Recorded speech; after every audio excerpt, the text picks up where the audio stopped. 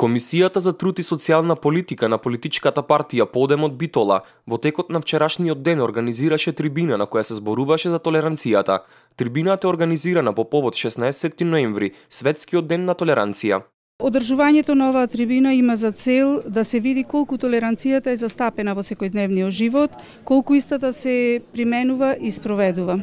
Пред се, преку оваа трибина, сакаме како организација на жени да допреме до поединецот, да го разбудиме доброто во секој поединец, затоа што ако тоа е будно, можеме да градиме добри меѓучовечки односи, а добрите меѓучовечки односи се фундамент на секое модерно општество.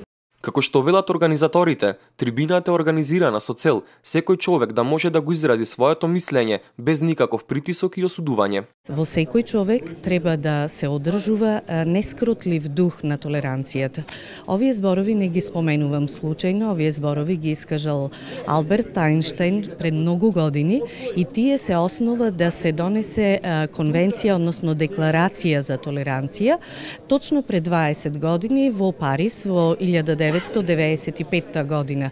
Суштината на оваа дефиниција за толеранција се подразбира како уметност, а уметноста е хармонија на различностите. Токму по тој повод ние денеска сме собрани овдека да ги испочитуваме сите луѓе со слободата на своето размислување и да понесеме една порака, толеранцијата патот кон модерно општество.